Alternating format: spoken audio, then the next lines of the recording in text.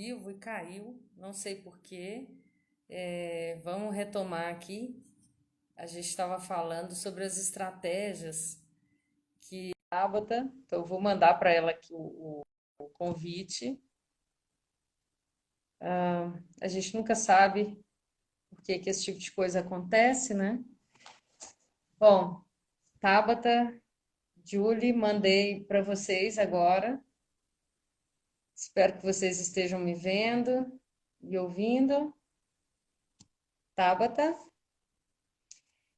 Nós estávamos com o vídeo em andamento, para quem chegou aí agora, e esse vídeo foi cancelado de uma hora para outra, né? Caiu a transmissão. Então, eu queria retomar aqui para que a gente pudesse encerrar. Ainda temos mais um tempinho de conversa. Deixa eu ver se a professora Julie consegue localizar o convite para a gente continuar. Bom, é muito interessante essa questão de como a gente vê a diferença, né, entre o ensino para o curso em si e o ensino para outros cursos que não ciências sociais. Eu estou vendo aqui uma ex-aluna, Cristiana Barbosa, que está acompanhando. Ei, Cris, tudo bem? A gente falando tanto de Viçosa, né? Que bom que tem gente de Viçosa aí assistindo. O difícil é quando cai e a gente não consegue retomar a discussão. Vamos ver se a professora Tabata consegue entrar novamente para a gente continuar e se a professora Júlia da Mata também consegue, já que a gente teve esse probleminha aí na transmissão. Bom, eu vou falar um pouquinho do projeto enquanto elas entram. O projeto, ele surgiu da necessidade, né, da gente discutir um pouco sobre o ensino de sociologia a partir da própria discussão sobre a ausência das mulheres, a ausência de teóricos que eram considerados teóricos marginais. Esse projeto, ele se desmembrou em vários outros. E aí é muito interessante porque toda vez que a gente cria uma nova conversa, né, acabam surgindo outras necessidades. Ei, Cris, pois é, que bom, que dá até vontade de voltar, né? Estou vendo aqui sua mensagem. Eu vou mandar de novo o convite para as professoras, Tabata e Julie, para ver se elas conseguem entrar novamente. Bom, e Julie?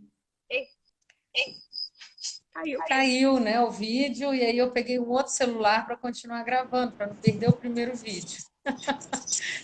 Desculpa, Tabata. Não sei o que aconteceu, mas foi simultâneo com todos nós aqui. Não Eu acho que é entendi. o Instagram, acho que tem um tempinho.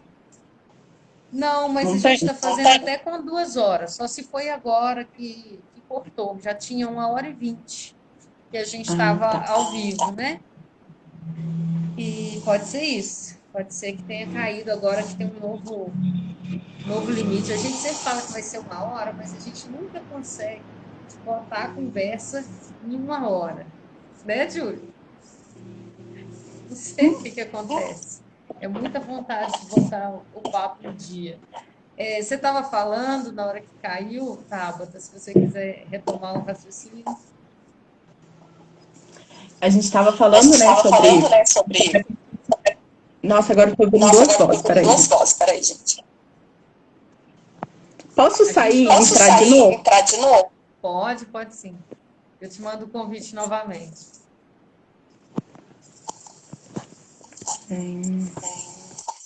Mas a gente está te ouvindo normal, né? Ou você estava ouvindo microfonia, Júlio? Eu não ouvi, não. Aí. Não, agora ela saiu do sul. Tá, vou convidar de novo. Isso. Pronto. Bora? Aham. Tô te ouvindo. Eu vou desligar o meu microfone. A gente estava falando, né, sobre das diferenças, né, entre ensino e pesquisa. é interessante, Julie, que para mim, eu acho que talvez tenha a ver com o momento que eu estava, né?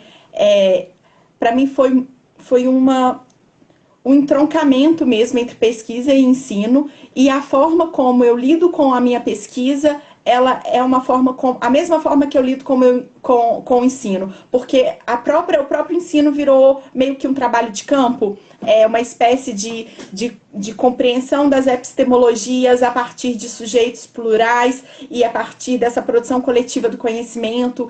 Então, embora, claro, haja, né, procedimentos aí distintos nesses dois processos, na minha história, porque eu estava escrevendo a tese e agora, né, estou indo para esse processo de pós-doc, de concurso, né, o ensino esteve muito, muito, muito entroncado à pesquisa. E era uma coisa assim que, para mim, a minha vida inteira, né, eu não tive experiência de docência a não ser aquelas experiências, aqueles PERDs, né, que a gente tem. Eu passei a vida inteira na pesquisa, tanto é que eu não fiz nem licenciatura. Então, era uma das questões para mim, como articular ensino e pesquisa, porque eu imaginava duas dimensões muito, muito distintas.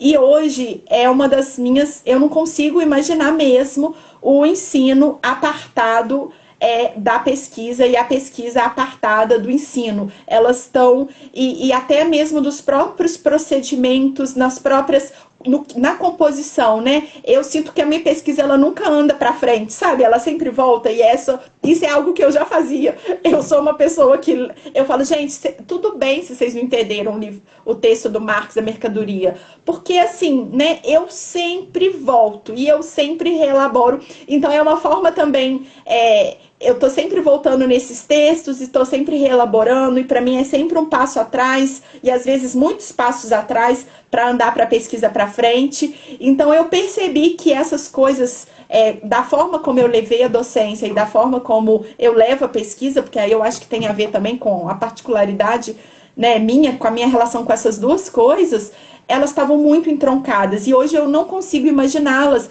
Eu fico pensando, né, não, eu tenho que dedicar minha pesquisa eu tenho que dedicar minha pesquisa, não tenho tempo para dar aula. Eu fico pensando há um empobrecimento da própria pesquisa, né? Quando você deixa de exercer a docência, porque a docência é justamente esse diálogo com o outro a partir das suas questões, né? Eu levo questões da minha pesquisa, eu estou sempre questionando, as questões que eu levo para o Marx. Na minha pesquisa, eu levo para as estudantes. Eu falei, e aí, gente, vocês acham que faz sentido? Vamos construir isso juntas. Eu fiz até um agradecimento na minha tese significativo e é real, porque o lugar que os estudantes e as estudantes ocuparam na construção da minha tese foi muito central da minha pesquisa. Então, eu fico imaginando o quão empobrecedor essa apartar esses dois processos, né? A diminuição de um processo em detrimento de outro, né? Porque é o outro que dá bolsa, porque é o outro que dá prestígio, né? Porque o ensino termina sendo uma coisa que muitas vezes não te dá prestígio.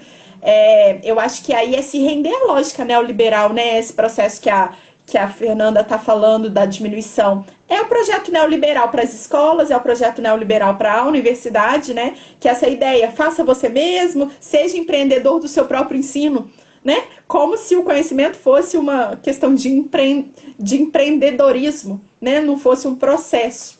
Então, esses dias, no nosso SPG lá da Unpox, a gente recebeu uma mesa falando sobre ensino. Não foi no nosso, foi na teoria. Mentira, foi na teoria, no GT da teoria social, que eu fui lá apresentar um trabalho e eles receberam um trabalho falando sobre a questão da colonização neoliberal do ensino. E é muito. E quando a Fernanda estava falando, né, da diminuição desse prestígio e a necessidade, vamos diminuir o currículo, o estudante faz ele mesmo, né? A ideia do empreendedor de si mesmo, né? Do empreendedor educacional, né? É muito perverso esse processo, né, para o empobrecimento desse processo. E aumenta, acirra um tipo de desigualdade. Porque quem vai poder ser empreendedor? Né? Quem vai poder ser empreendedor é aquele que tem uma biblioteca montada em casa, é aquele que os pais financiam determinado tipo de formação para além da universidade. Então, a estrutura da universidade não está sendo usada tal como ela poderia, né? Ao máximo, o aluno usando ela ao máximo. Não, você está sendo jogado para o segundo nível. toda vez que a gente tira uma disciplina de dentro do departamento, e aí eu e Júlia, a gente está, né, no departamento de direito, acho que a Júlia está no departamento de ciências sociais agora, né, Júlia? Agora tem o departamento de ciências sociais, mas é um departamento sem curso. Sem curso. É um departamento para servir aos outros, né?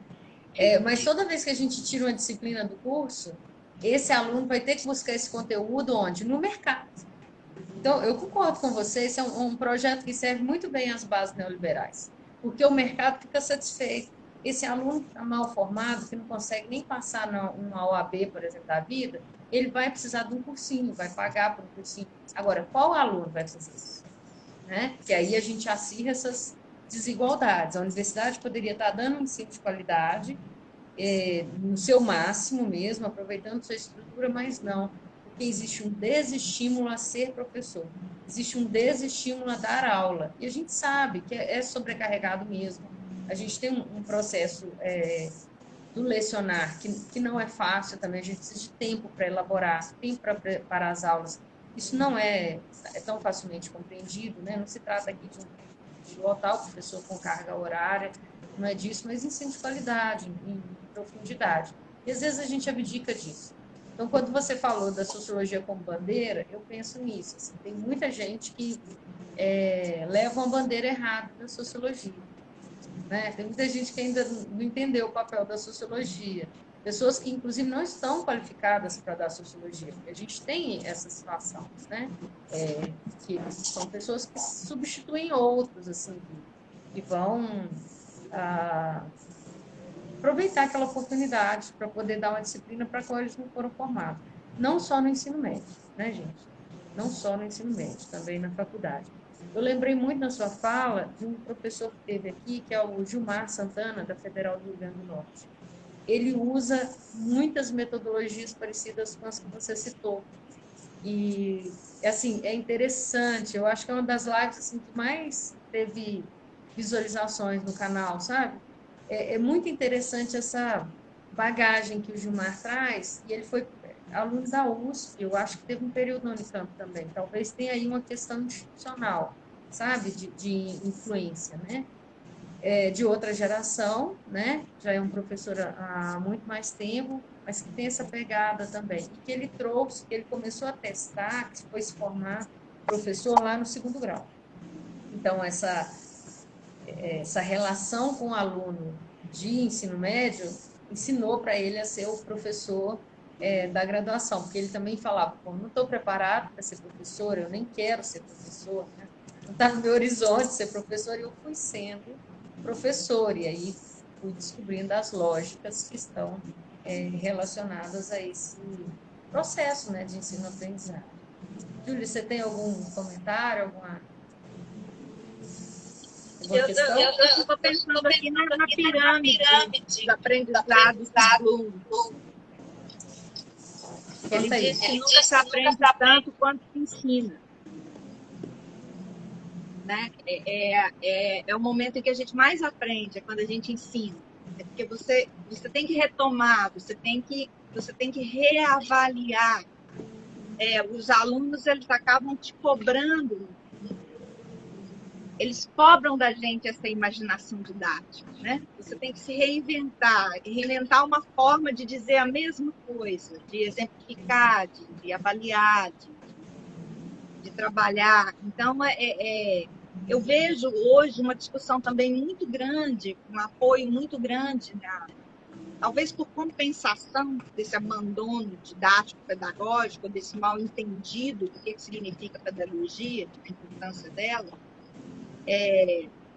uma centralidade muito grande sendo oferecida aos meios, algo que a gente vê na pesquisa também, né? Então, esse encantamento com as técnicas de pesquisa quantitativa, né? A seleção dos dados, organização dos dados, é importante,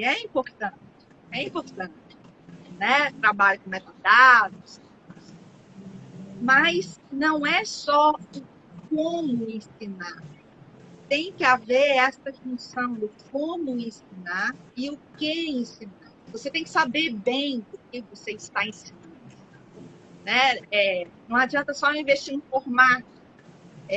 Então, se eu invisto numa forma, o teatro do oprimido, para poder trabalhar alguma questão, se eu não tenho um conhecimento profundo daquilo que eu quero ensinar, né? Se esse conhecimento não justifica a minha autoridade ali diante daquela turma, né? A única autoridade que eu tenho é o fato de que eu tive mais tempo, eu me especializei naquele conhecimento. Em tese, eu domino aquele conhecimento e eu estou ali como mediador, no sentido de eu vou abreviar o caminho, né? Eu estudei algo muito complexo, estou ali para oferecer os elementos para que eles comecem o caminho deles de conhecimento, de contato com aqueles autores, com aquele conhecimento, para que eles se apropriem realmente daquilo.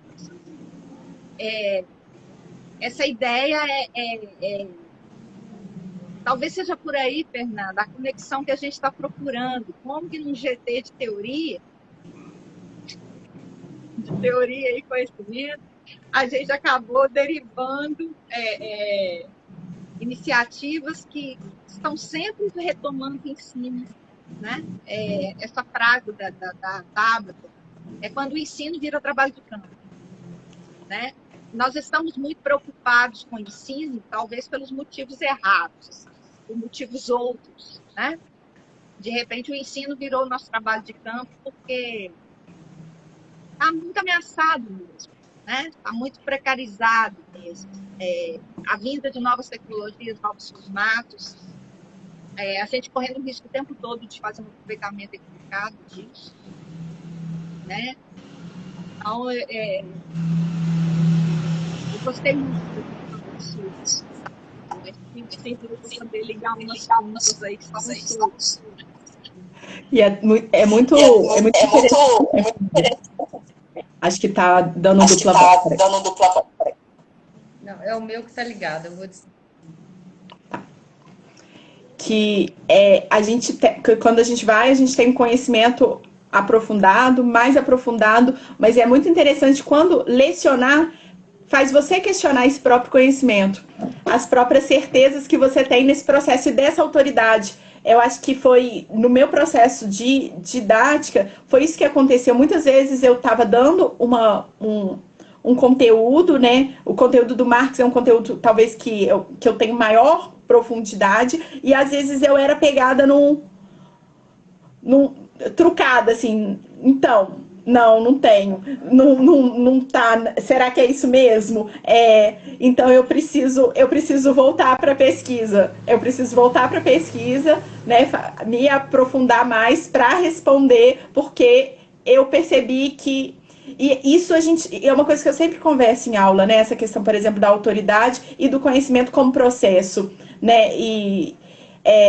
Que embora, né, eu tenha mais tempo de pesquisa, você tem que estar disposto a ver esse conhecimento como processo e entender que ele também é trucado, e muitas vezes, né? Porque se você não faz isso, e isso eu vejo que virou uma coisa, né? Essa questão da autoridade, do mestre, é uma coisa, é um fetiche da nossa profissão. Eu acho que é uma coisa que a gente tem essa necessidade desse fetiche, porque é a forma como a gente olha, romantiza. Eu penso muito assim no Raul, que era o meu professor, era tipo, nossa, Raul, nossa, e ele testava muitas didáticas diferentes também, mas essa coisa muito romantizada, né, do mestre, que a gente tem em relação aos nossos professores, né? E eu acho que, às vezes, a gente tem necessidade de manter esse lugar, que é um lugar muito estruturado, mas que, de fato, eu acho que pra gente, como a gente está trabalhando, né, teoria, conhecimento e gênero, e aí a gente está trabalhando com conhecimento dissidente, a gente está trabalhando com conhecimento que não tem autoridade, né, que sempre foi deslegitimado enquanto conhecimento legítimo, né? Se colocar nesse lugar que não é um lugar de autoridade, mas que é um lugar de alteridade, eu acho que tem sido muito poderoso, assim, da perspectiva da pesquisa e do ensino, para me reconstruir nesse processo. E às vezes você fica mal, porque você pensa, nossa, não sabia disso bem, né? Fui trucada nesse trem. Eu sempre passo por uma situação interessante, assim, porque os alunos trucam mesmo, né? E você sente que a disciplina está funcionando quando eles trucam, né? Quando eles chegam com um exemplo, uma realidade, uma questão, algo que o cânone não cobre, que aquele autor não cobre. E aí eu não estou falando mais só do cânone, estou falando qualquer autor, né? Porque a realidade, ela escapa, ela se expande muito para além daquilo que um autor qualquer consegue dar conta, né? Então, e a fonte dos alunos, o ponto de partida deles é essa realidade indomada. Então, a chance da gente ser surpreendida, ela é sempre muito grande, né? É sempre muito bacana por causa disso. E a gente acaba aprendendo, porque você é obrigada a reconfrontar o seu autor, aquela perspectiva que você está aprendendo, que você está apresentando, com aquela realidade indomada que o seu estudante está trazendo para você. E aí a minha resposta é sempre ótima. Eles sempre riem muito, assim. Digo que é ótima, porque eles sempre riem. Então, eu digo, gente, o problema dos autores é que eles morrem. Por isso que eu adoro trabalhar com autor vivo. Eles morrem, e aí a vida continua, o bonde anda, né? A fila anda, e eles não tiveram tempo de dar conta desse tipo de questão que vocês estão colocando aqui. E nessa hora é muito bacana, porque eles conseguem perceber que a própria experiência, o próprio recorte que eles fazem, as perguntas que eles colocam, permitem a gente identificar os limites dos referenciais teóricos, mais que o alcance desses referenciais teóricos, que é o verdadeiro barato, que é aí que é o legal, que é aí que eles estão contribuindo para a construção de conhecimento, né? E muitas vezes isso deixa a gente desajeitado, a gente fica desconfortável, né? Porque a gente chega com uma certa paixão, né? Estou falando isso porque você fala da perspectiva de autores aos quais a gente é dado a paixões, né? A gente tem um crush com Marx, tem um crush com Weber, um crush com Durkheim. A gente fala desses autores assim, de uma maneira apaixonada e de uma forma que, às vezes, é difícil para o nosso aluno compreender até que ponto a gente está disposto a ser crítico, até que ponto a gente está disposto a submeter aquela realidade que ele está trazendo e deixar escancarados os limites da teoria, né? Os limites da perspectiva daquele autor, seja porque ele morreu, seja porque a biografia dele não é condizente com o que ele escreveu, seja porque ficou ultrapassado o que ele colocou, né? Aquilo não cabe mais, coube muito bem para uma época, mas não cabe mais. Seja porque a gente tem que se valer de outras estratégias para pensar o mesmo objeto de maneira complementar, tem que complementar aquela visão. Eu acho não sei se você pensa também. Essa coisa de reconhecer o meu autor, a teoria que eu estou apresentando ali, aquela que eu me dediquei minha vida a estudar, ela tem limites. Não é um absoluto. Isso, se a gente pode humanizar, né, Marx, Durkheim e Weber, a gente pode se humanizar também nesse processo, né? A gente pode lidar um pouco com a nossa síndrome /impostor/gênio, né? Que enfim, se a gente reconhece que nos processos, nas aulas, né, e na nossa própria pesquisa, esses autores, os cânones que foram, né, que a gente passou décadas estudando e estabelecendo esse lugar, né, muitas vezes, às vezes absoluto, às vezes não, né, porque existem interpretações mais ou menos críticas de um autor, mas que ele tem, né, as limitações mesmo dentro daquilo que ele se propôs explicar, porque às vezes até mesmo naquilo que ele explicou bem, mas mesmo naquilo que ele explicou bem, ele tem limites, né? Então isso e esses limites têm a ver com os contextos, têm a ver com a posição no espaço social desse autor, tem a ver com sociologia histórica e história da sociologia, né? Porque você precisa colocar esse autor, né, se apropriar da sociologia histórica para olhar para o Marx, se apropriar da sociologia histórica para olhar para o Weber, para o Durkheim, se apropriar dos novos estudos da sociologia histórica para compreender o Florestan Fernandes, né, o Gilberto Freire. E nessa dialética, né, constante, né, entre história da sociologia e sociologia histórica, eu acho que, e pensando, né, o conhecimento de forma coletiva, eu acho que a gente pode tirar um pouco a pressão da gente, como essa personagem, né, de autoridade, e também dos nossos alunos, né, como essa síndrome do gênio, né, como esse que tem que ser sempre melhor que o colega, esse que tem que produzir algo novo, esse que tem que inovar, tirar a melhor nota, inovar nos processos, né, chegar com uma grande ideia, né, todos os alunos querem, e alunas, né, estudantes querem chegar com uma ideia que faça o professor, ai, que lindo, né, então a gente descentrar esses processos, e é uma coisa que eu estou muito pensando, né, nesse momento. Eu acho que é por a dialética dessas duas coisas. História da sociologia, que a gente precisa entender todo esse contingente de autoras e autores, né? É uma coisa que eu e o Fernando, a gente sempre conversa, né? Quando a gente fala da Martineau, de metodologias de pesquisa, de compreensão de pesquisa. Quando se marginalizou a Martineau, né? Quando se esqueceu a Martineau, se esqueceu uma forma de uma epistemologia mesmo, uma epistemologia muito distinta daquela que foi a consagrada na nossa sociologia, né, na nossa ciência. Então, estudar a história da sociologia e todos essas formas, né, que foram apagadas, esquecidas, né, é também compreender por que foi, né? Por que foi privilegiado tal e tal perspectiva em detrimento de outra. Para isso, a gente precisa entender a sociologia histórica, né? Os novos estudos de sociologia histórica está sempre revendo para entender as lutas de poder, os interesses sociais que estavam em questão, né? Nesse processo, os sujeitos que foram privilegiados e aqueles que foram silenciados, né? A perspectiva que a gente precisa dar a um determinado, né? As mulheres no processo, o lugar que as mulheres tiveram, né, na sociologia como objeto, não como sujeitas, né, de conhecimento.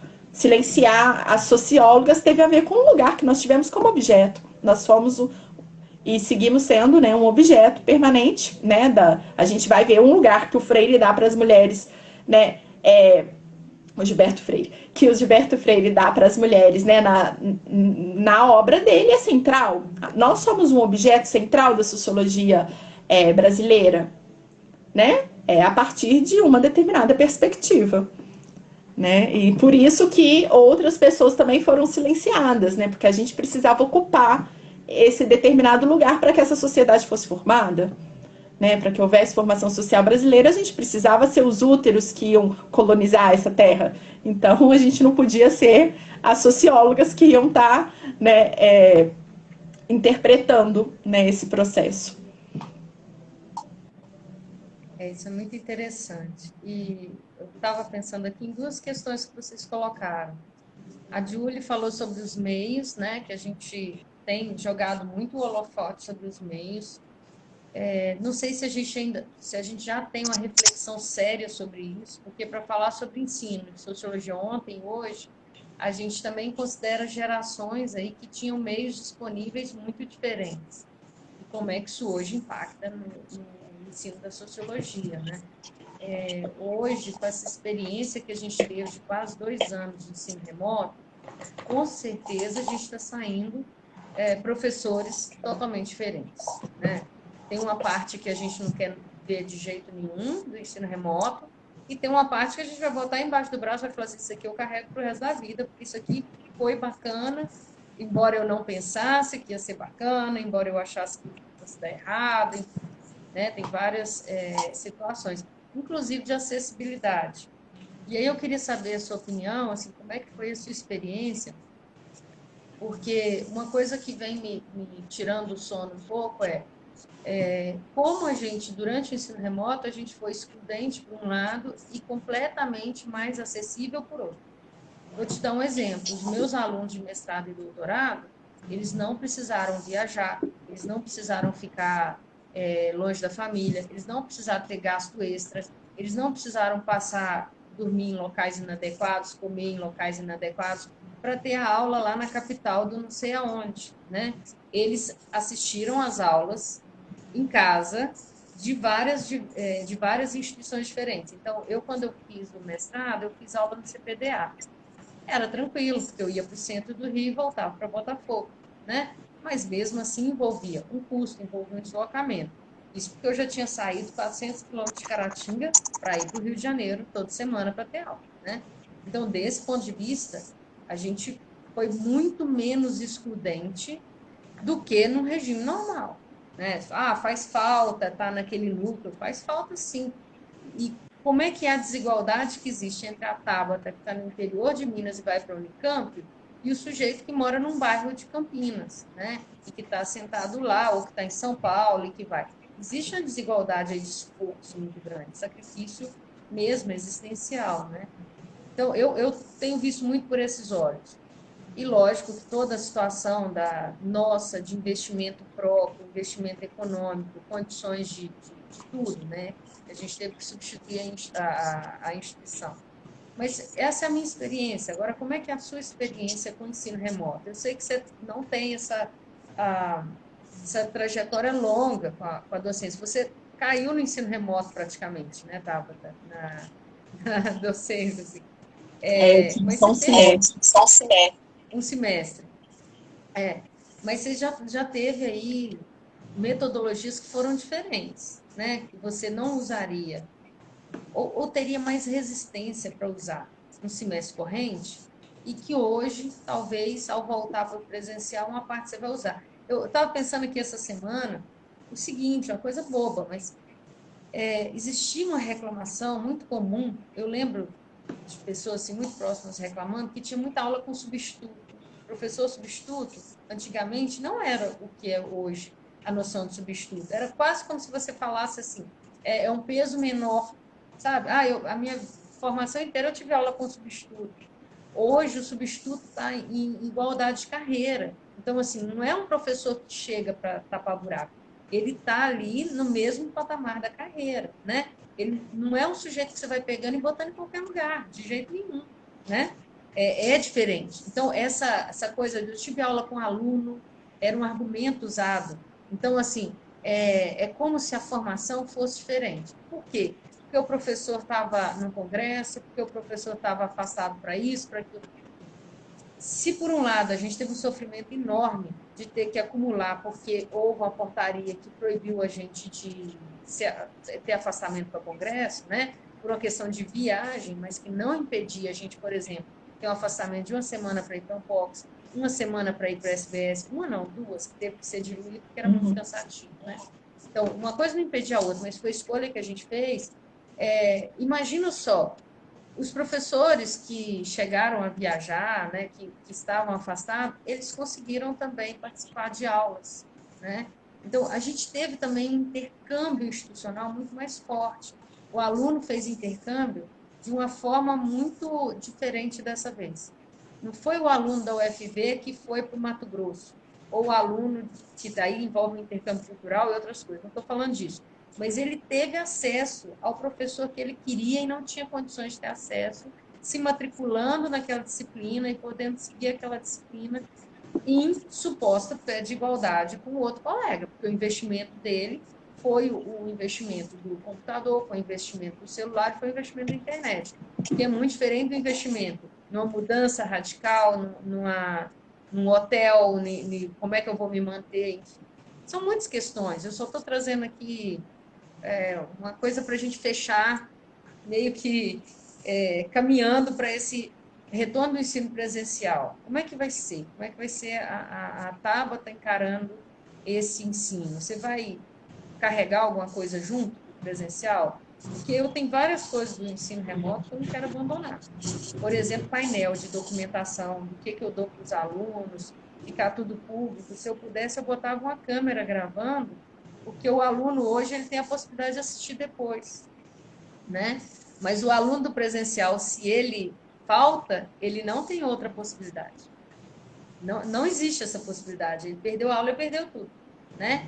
Enquanto que, bom, o outro então tá mais ou menos, ele está tendo mais oportunidade, quem está podendo assistir sincronicamente também. São questões que me chamam a atenção, sabe? Como é que as mães ficaram na pandemia? Sobrecarregadas. Mas as alunas que tiveram filho depois durante a pandemia, elas tiveram muito mais condições de assistir às aulas do que a presencial. Garanto. Sabe por quê? Porque ela podia assistir no horário que o bebê dormia, ela não foi excluída da universidade. Enquanto que a aluna nossa, que está com a criança de 8 meses e não tem a mãe para cuidar, não tem o marido, não tem o companheiro, ela vai perder a aula, ela não vai conseguir se deslocar.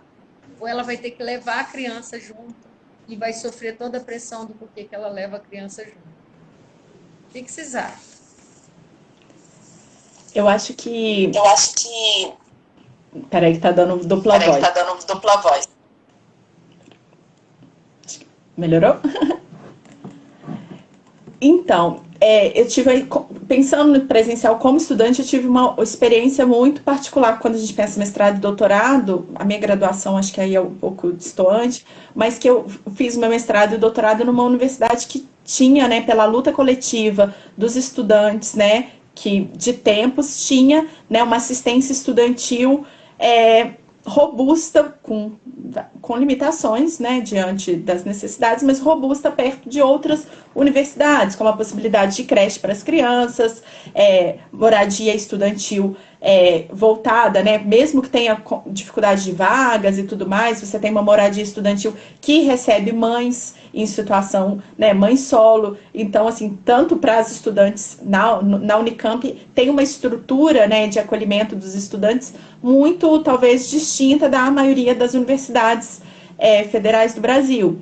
Então, desse ponto de vista, né, o que eu ouço, que os meus colegas que estão fazendo mestrado e doutorado, é que as condições se tornaram piores, porque eles muitas vezes retornam para casa onde tem demandas, e os nossos estudantes da UFV, e eu acho que aí tem a ver também com uma política também de acesso à universidade, eles reclamam muito, muito, muito, muito. Para eles as condições se tornaram totalmente desiguais, porque muitos deles voltaram para a casa dos pais sem a moradia, a alimentação, eles precisam ajudar em casa. Aí a maioria começou a trabalhar, assim, uma grande parcela. Eu fiquei muito assustada com o número de estudantes fazendo algum tipo de trabalho no meio da pandemia.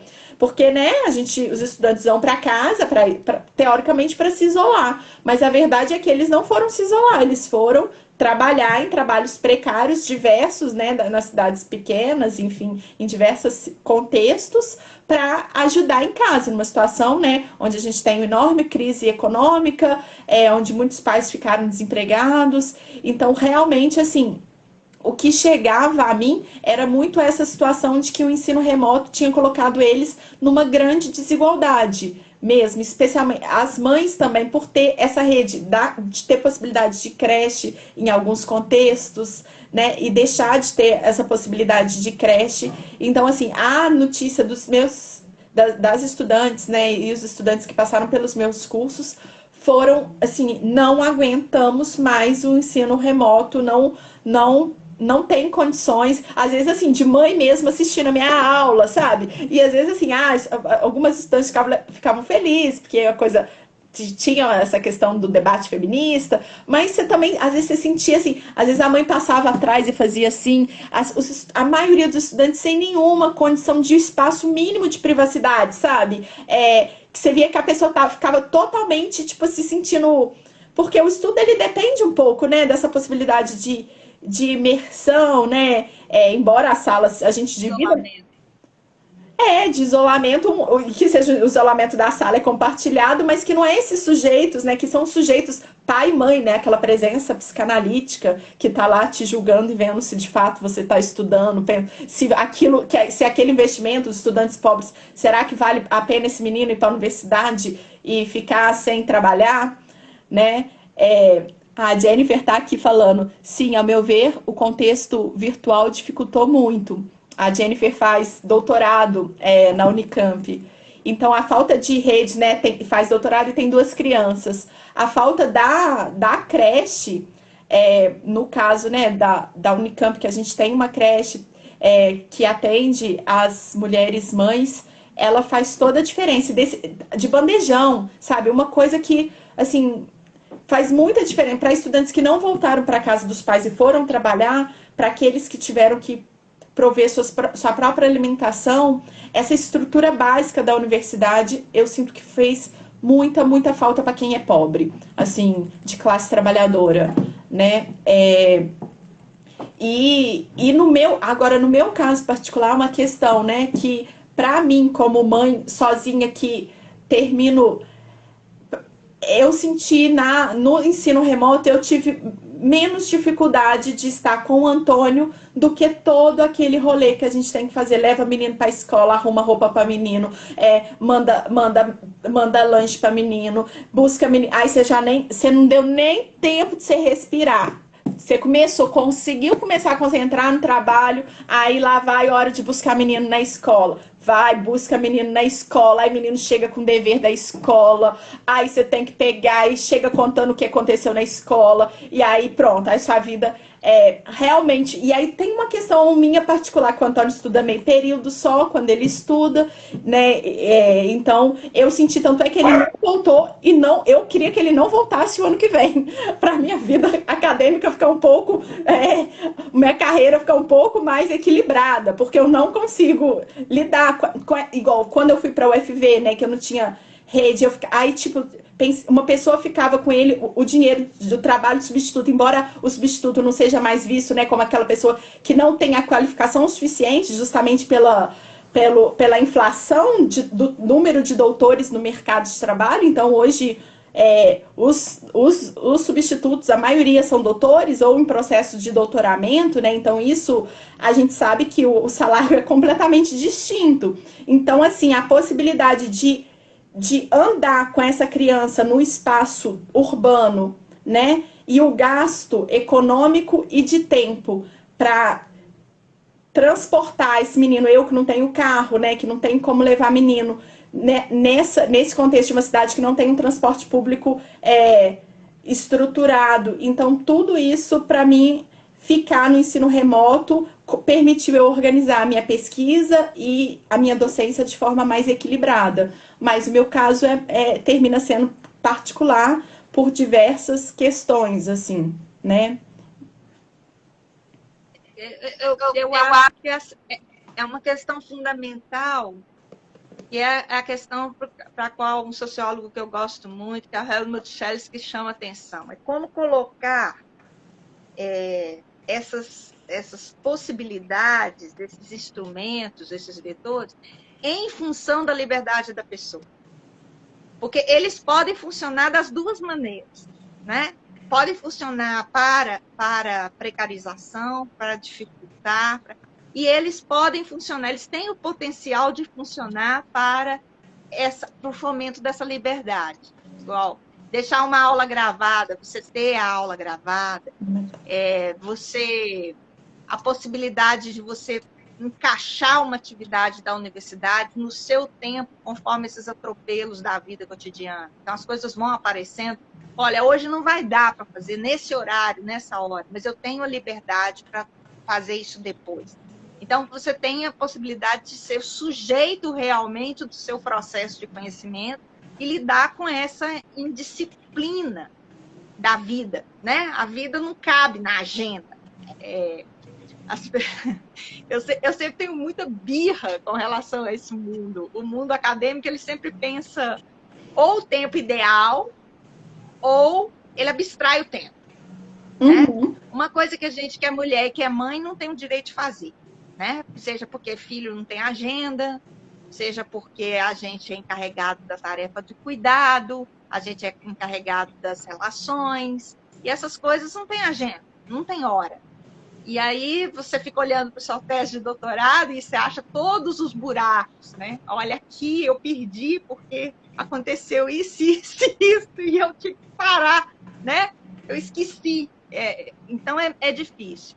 Como colocar isso tudo para funcionar para a liberdade, eu acho que é o grande desafio. Não, o demônio não está na técnica em si, ele não está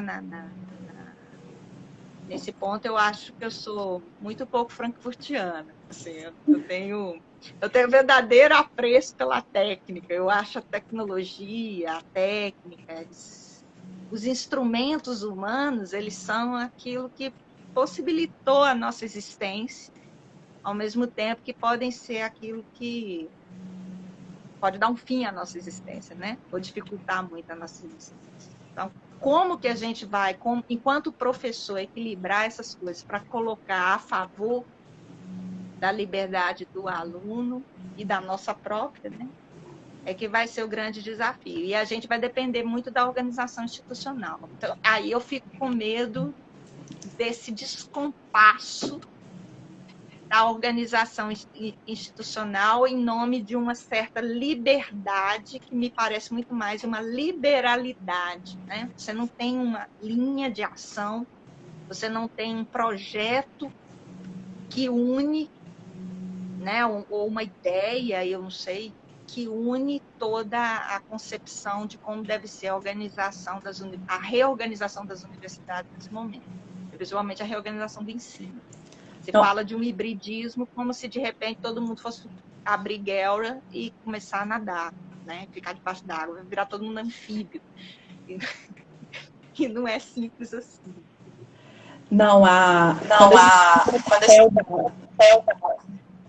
Olha, tem uma coisa aqui, Tabata, que a Cris, ela estudou em Viçosa, fez extensão rural, e ela está falando, ela tem uma filhinha pequenininha também, e ela está dizendo aqui, olha, foi muito experiência como mãe, né?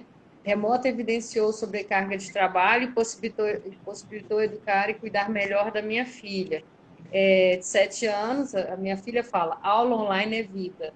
Por quê também? Porque a criança não é submetida àquela tortura que você acabou de relatar, que é sai correndo, volta correndo, põe o uniforme, 30 minutos no trânsito, né? Corre para um lado para o outro. São questões muito complexas que a gente tem que pensar sem preconceitos, né?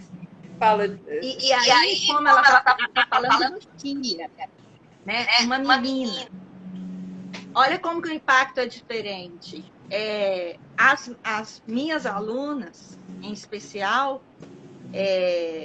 têm sofrido violência da tradição nesse sentido, porque a menina dentro de casa, a moça dentro de casa, a mulher dentro de casa, ela é imediatamente fagocitada por aquele regime do cotidiano. Então, se já se tem uma dificuldade de considerar que a mulher vai tirar o tempo para ela, né? Para ela estudar, para ela ficar ali lendo, para ela... Você não vai lavar roupa, você não vai ajudar aqui, recebeu a visita, mas você está em casa, você está na frente do celular, você não está fazendo nada. Então, depende, né? Eu como filha, para mim é ótimo. Eu como mãe, para minha filha é ótimo. Agora, eu como filha da tradição, é um horror, né? Eu vejo essa geração assim, a gente quer sair de casa, a universidade era o momento para sair de casa. E agora não tem isso, né? Como é que eu vou me afastar desse lugar? Como é que eu vou viver essa experiência desse afastamento? E para usar a expressão da Tabata aqui várias vezes, é psiquicamente necessário, né? É uma questão existencial de saúde mental mesmo, você ter esse afastamento, né? Viver esse afastamento. Olha, e tem a Jennifer, antes de voltar para a Tabata, colocou uma questão bem legal. Acho que foi difícil, pelo acúmulo de funções simultâneas, num nível radical, porque antes havia, mas em outro nível, mas também enxergo esse lado de otimização por não precisar se deslocar por longos trajetos, né? E a gente pensa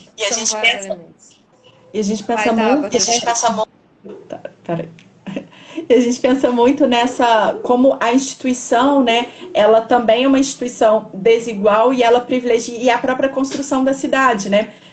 E aí nos traz várias dimensões, né? Como uma universidade que vai ter um acesso a assistência estudantil mais robusta, né, e talvez voltada para as mulheres, voltada para as mães, né, ela vai diminuir esse processo, vai diminuir essa desigualdade de acessar esse espaço, né, então isso faz muita diferença, e, né, a próprio funcionamento da cidade, como o funcionamento da cidade, se apropriar da cidade é algo masculino, né, algo que para nós mulheres, o trajeto, né, como a Jennifer chama a atenção, a apropriação da cidade que passa pelo trajeto, e aí, assim, eu acho que o ensino remoto, ele trouxe diversas questões, né? De fato, para quem essa cidade é um convívio comunitário, né, um convívio socializado, né, para as mulheres que têm que carregar 3 meninos, pegar ônibus, metrô, e aí deixa o menino na creche, vai para a universidade, né? Dependendo da universidade, aí volta. Então, assim, não só a instituição, ela tem uma perspectiva masculinista, ela é construída e estruturada de forma masculinista, mas a própria cidade, né? Então, o ensino remoto e, ao mesmo tempo, é esse elemento, né, que a Gilles chama atenção. Aí, o espaço doméstico é esse espaço também colonizado, né, pelo sistema patriarcal. Então, a gente não consegue se apropriar da cidade e, em casa, a gente é o sujeito privilegiado para o trabalho não remunerado. Né? Então, as 1001 demandas que a casa, que o cuidado. Quando eu estava em Viçosa, aqui eu tenho um pai incrível que me faz, cuida da casa, aposentou, cuida da casa, e eu cuido só do trabalho intelectual e do Antônio, que já é muita coisa, né? Mas isso é uma configuração totalmente diferente. Mas em Viçosa, que eu estava sozinha com o Antônio, na pandemia, aí preparando aula, tinha 5 turmas, né? Dava aula para 5 turmas, 3 disciplinas diferentes.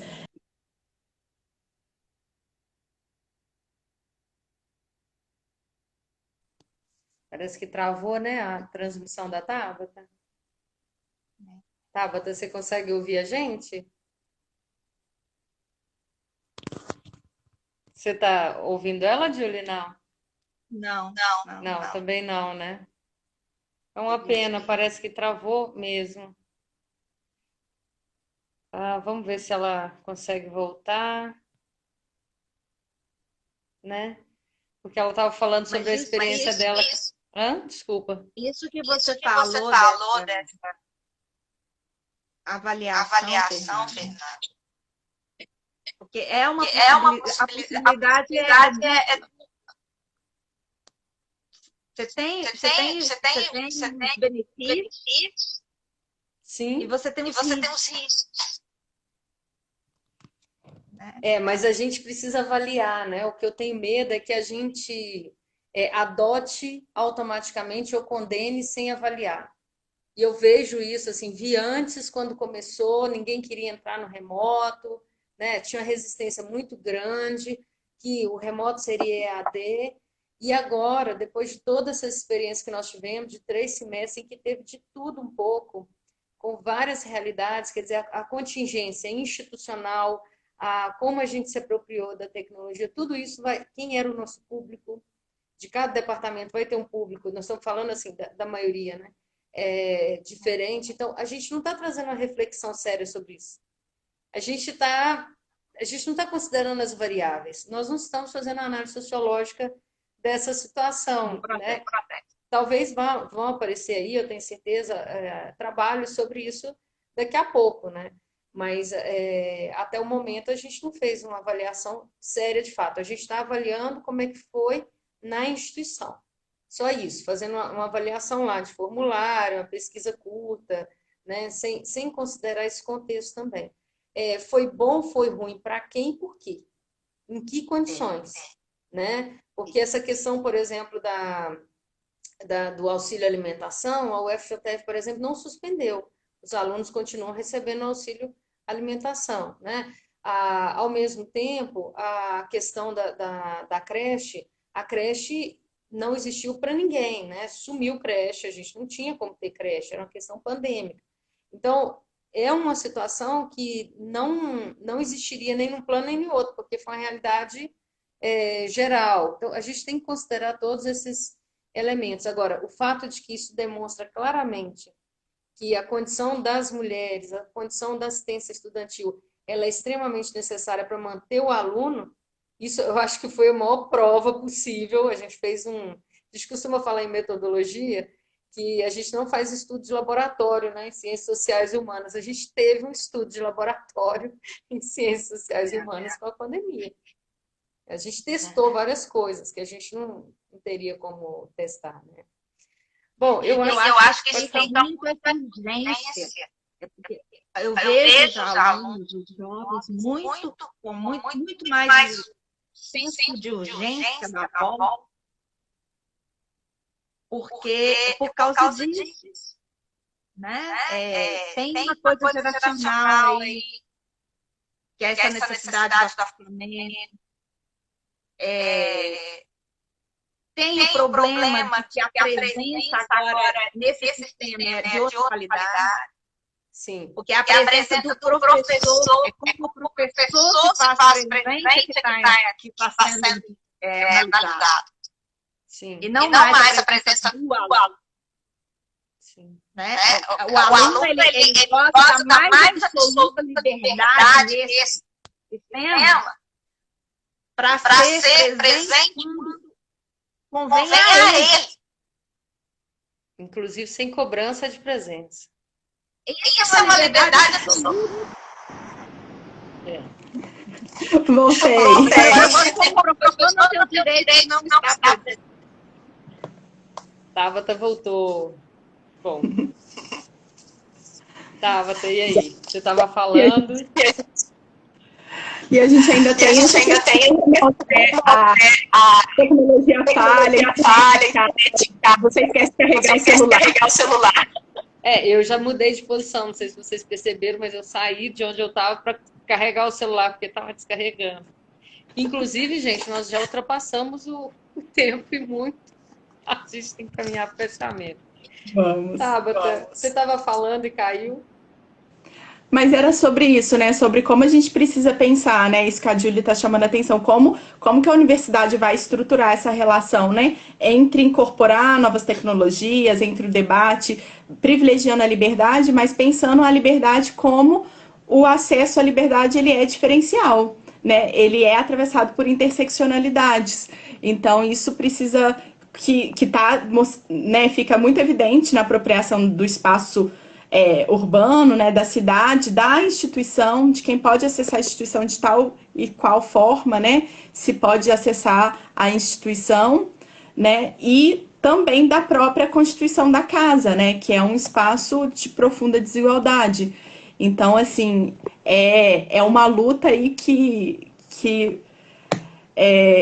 muitas frentes, né, para a gente ir como mulheres na construção de uma sociologia plural, né, que seja uma sociologias de fato, né, que possam incorporar essa pluralidade, depende de uma luta em muitas frentes, né, para que isso não se resuma. É muito interessante três autores, né, desse livro aqui, Decolonialidade e Pensamento Afrodiaspórico, né, o Joás Bernardino Costa, o Madonato Torres e o Ramon Grossfogel, eles vão falar um pouco como a decolonialidade foi apropriada, né, pela academia de forma a separar. Eu faço um estudo decolonial, mas a universidade continua funcionando em formatos muito coloniais, né? E aí separa. Eu faço leitura decolonial, mas a minha leitura decolonial não incorpora os sujeitos das lutas decoloniais, né? Os sujeitos que resistem às formas de colonização, né? Os sujeitos colonizados, racializados, escravizados em diversos processos históricos que foi a colonização dos saberes, mas eu faço uma leitura decolonial, né? Então, como a gente vai, de fato, articular essa sociologia plural para que ela não simplesmente incorpore. Vamos incorporar uma mulher aqui para a gente dizer, né, que agora o nosso programa mas a gente continua expulsando as mães intelectuais da nossa sala, né? Eu acho que aí, para a Júlia ficar bem feliz com a gente, para a gente encerrar bem com a Júlia, tem um texto da Mariane Weber que ela vai falar que não existe essa mulher. Qual que é o termo, Júlia? Não é ideal, essa mulher geral, universal, né? Essa mulher universal. Que tem que olhar... Essa mulher que atende a essas expectativas morais desumanas. Você tem que olhar cada mulher e o que é... Cada mulher, assim, não é a pessoa, não. Cada tipo, né, perfil de mulher. Qual é a situação dela? A situação quanto à renda, a situação na sociedade. Se é uma mulher intelectualizada, de uma família intelectualizada, se é uma mulher de uma família de trabalhadores. Tudo isso vai interferir no tipo de situação, e ela está falando sobre a questão dos filhos. Como dar acesso à educação, como ter uma renda fora de casa, né? Enfim. várias questões que seriam para dar liberdade para a mulher. Isso é uma liberdade substantiva. Ela vai falar até sobre como é que fica a responsabilidade com relação ao cuidado dos filhos com a saída da mulher em casa, sabe? Então, ela imagina vários cenários ali, até de uma cooperativa de cuidadoras, que vai dar suporte para que essa mulher possa se ausentar. Então, não existe um perfil de mulher. Nós aqui temos 3 na live e colegas participando, cada uma de nós teve uma experiência diferente, a gente tem pontos aí, o fato de ter filhos pequenos também diz que tipo de liberdade que eles vão ter em relação a você, se eles já são autônomos o suficiente, né? Eu e Tabata temos que ficar carregando o menino para baixo e para cima, né? Então, isso interfere no nosso tempo em quantas horas por dia? Eu carrego outro tipo de coisa. Carrega. 3 horas por dia. Leva a menina na escola e volta pelo menos 3 horas por dia, né? Então, são vários elementos aí interessantes. E aqui a gente não está discutindo nada sobre a necessidade da socialização, nada disso, gente. A gente está só levantando elementos que a gente pode, de fato, pensar ou não, né? Coisas do tipo, que tipo de instrumento também você tem em casa, se é um computador zoerento, né? Aquela criança que tem dor, que é diferente também do ensino remoto para criança do que foi para o adulto na universidade, né? Aquela criança que vai estar submetida a horas e horas de computador, né? Não foi, acho que não foi a realidade do Antônio, não precisou, né, Tabata, de ter escola. Teve remoto, Antônio? Não. Ele recebe aqui, ele manda por WhatsApp, e aí você aplica. Então, eles não ficam lá. Tá vendo? Então, assim, várias soluções foram dadas também, né? Não foi síncrono. Enfim, mas a gente precisa encerrar. Então, eu queria te agradecer muito. A gente vai ter 2 vídeos na continuação, viu, galera? Esse aqui é o parte 2, porque caiu a transmissão no meio da coisa. Mas foi muito bom, muito prazeroso conversar com a Júlia, conversar com a Tabata, que já são colegas, parceiras, né? Já vivemos num movimento aí de tentativa de mudar um pouco as coisas com relação à presença das mulheres e a presença dos invisibilizados, de modo geral. Não é só porque é mulher, né? Tem vários elementos na teoria sociológica que a gente, embora cada um atue num campo diferente, a gente comunga desses elementos como necessários para o ensino da sociologia, para a pesquisa em sociologia, né? São bandeiras, como disse a Tabata, que a gente tem carregado. Não para os outros, não para os de fora, mas para dentro da academia, nesse caso, né? Uma tentativa de mostrar que a sociologia pode ser também outras coisas, né? Que a sociologia é rica, que ela é plural, que ela não tem por que se resumir ao cânone. E aí deixo para vocês se despedirem. Estou vendo aqui que a Janice colocou uma outra mensagem. O pequeno demanda o corpo e o adolescente demanda o psicológico e a mente da mãe. Não tem escapatória. Muito bom, Janice. Não. Eu estou nesse segundo grupo aí agora.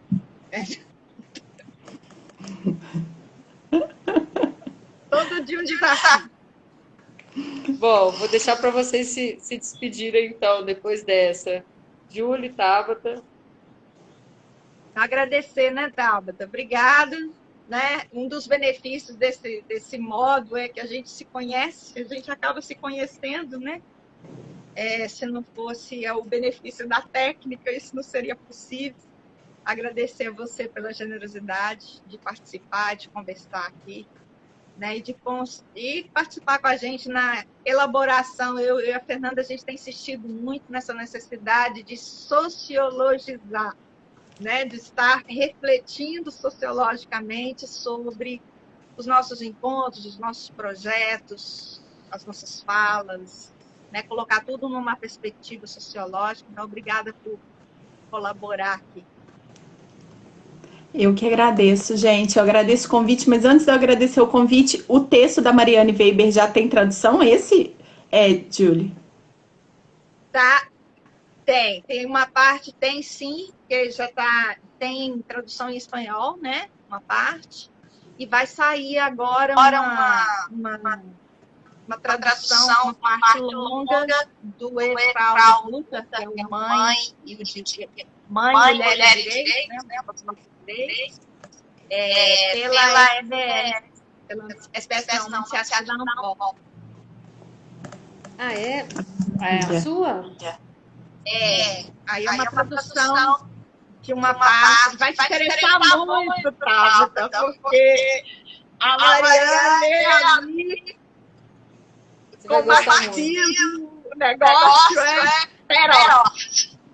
No nosso Drive, Tabata, tem esse texto, que é de 1905, eu acho, né, Júlia? No espanhol. Tá? Vou Tem lá procurar. no Drive. E a gente pode colocar também no blog.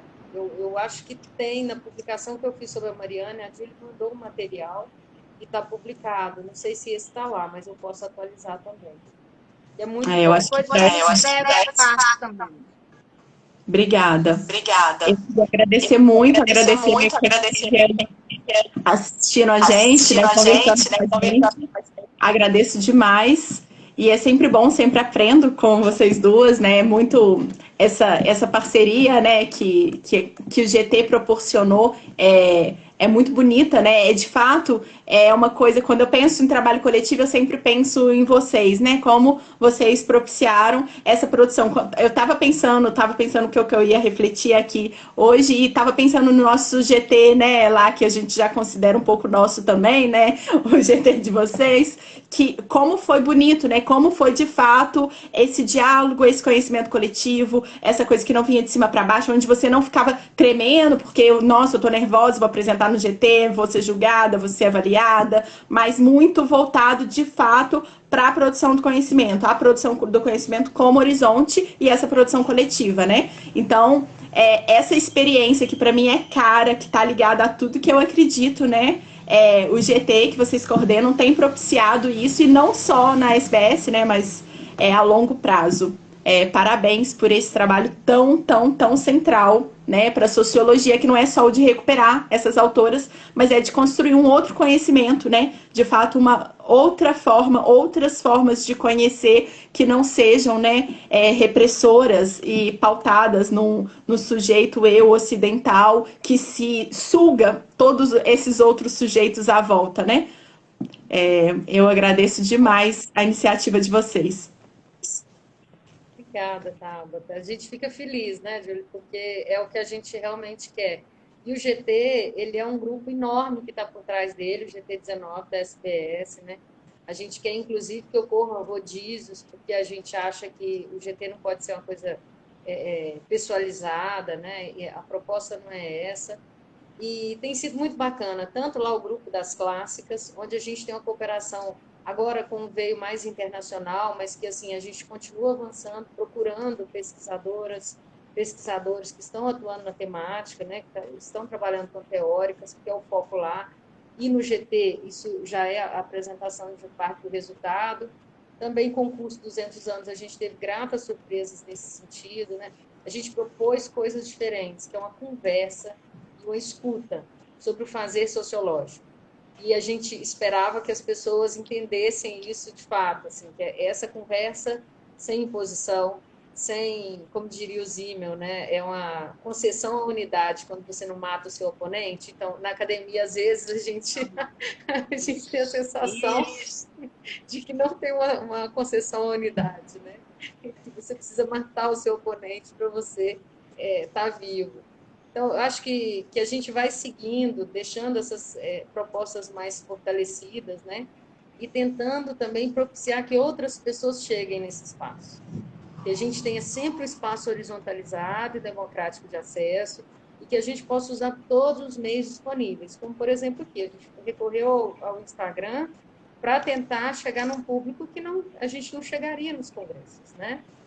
Então, o aluno de ciências sociais, esse aluno que gosta das redes sociais, enfim, né? Que ele pudesse tirar um tempo e vir refletir com a gente um pouco sobre sociologia e sobre a carreira que no futuro talvez ele venha exercer, que é o de ensino de sociologia, né? Bom, é isso, gente. E esses encontros gerarem frutos, né, Fernanda? Igual você falou, eu estou traduzindo o Socialismo Difícil, escrito pela Mariana Freire. Se chama Socialismo Difícil e a Doutrina de Marx. Vai ser a hora da gente tentar sábado. E trocar figurinha, vai ser muito bom. Sabe esse incêndio do parquinho? Isso, vai ser Mais ou muito menos bom. isso. Porque é que nem eu acho jogar Yu-Gi-Oh! Anime japonês, sabe? E assim, a gente vai poder dialogar, colocar esses autores para conversarem, como se a gente fosse cavalo de santo, né? Vai ser muito legal. Ansiosa pela tradução. Já vamos pensando num debate. A gente fica cobrando da Júlia sempre as traduções da Mariane, porque é a forma da Mariane chegar, né, para a graduação. Isso é muito importante que faça as traduções. E vai dar certo. Vamos ter ela aí daqui a pouco. Me lembrar da síndrome de impostora primeiro. Não. Supera. Supera. Gente, esse vídeo e os outros estão disponíveis lá no canal. Basta vocês acessarem. Também no blog tem muito material. Esse vídeo vai lá para o blog também, viu? Obrigada, Tabata. Até semana que vem a gente volta com o Marcos Abraão, do IFE de Campos, viu? Beijo para vocês, gente. Tchau. Beijo.